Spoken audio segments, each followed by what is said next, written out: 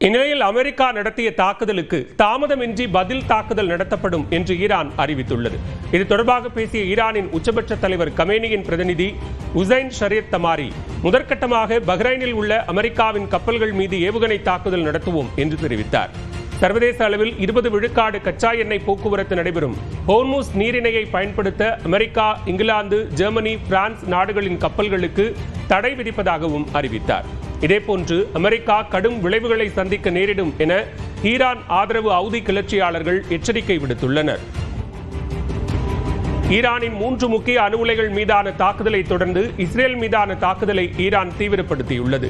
இஸ்ரேலின் Tel Aviv, Jerusalem உள்ளிட்ட நகரங்கள் மீது அடுத்தடுத்து 30 ஏவுகணைகள் வீசி தாக்குதல் நடத்தப்பட்டுள்ளது. இதில் 20 பேர் காயமடைந்தனர். ஈரானில் இருந்து வரும் ஏவுகணைகளை இடைமறிக்க முயற்சி செய்து வருவதாகவும் மக்கள் கவனமுடன் இருக்கும்படியும் இஸ்ரேல் பாதுகாப்புத்துறை தெரிவித்துள்ளது. ஈரான் மீது அமெரிக்கா தாக்குதல் நடத்தியதை கண்டித்து பிலிப்பைன்ஸ் நாட்டில் போராட்டம் நடைபெற்றது. தலைநகர் மணிலாவில் கூடிய போராட்டக்காரர்கள் அமெரிக்க கொடியை தீயிட்டு எரித்தனர்.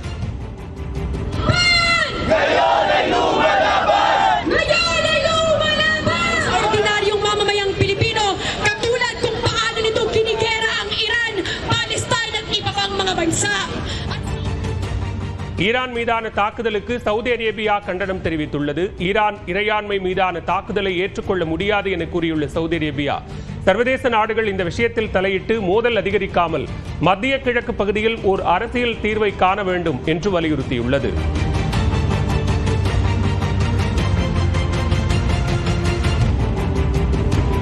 இந்நிலையில் ஈரான் மீதான அமெரிக்காவின் தாக்குதல் உலகுக்கு பேரழிவை ஏற்படுத்தும் என்று ஐநா சபை பொதுச் செயலாளர் ஆண்டோனியோ குட்டரஸ் எச்சரித்துள்ளார்.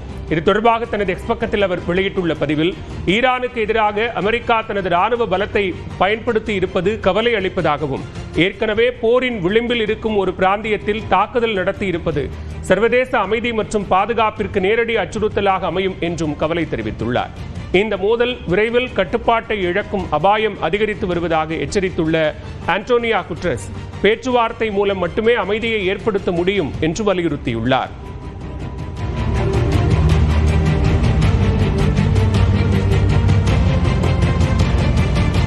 இந்நிலையில் ஈரானுக்கு ஆதரவாக ஏமனும் போரில் குதித்துள்ளது. இது தொடர்பாக நாட்டு ராணுவத்தின் எக்ஸல் பக்கத்தில் வெளியிடப்பட்டுள்ள பதிவில், ஏமன் அதிகாரப்பூர்வமாக போரில் ஈடுபட உள்ளதாக தெரிவிக்கப்பட்டுள்ளது. ஏமன் கடல் பரப்பில் இருக்கும் கப்பல்கள் உடனடியாக வெளியேறும்படியும் எச்சரிக்கை விடுக்கப்பட்டுள்ளது.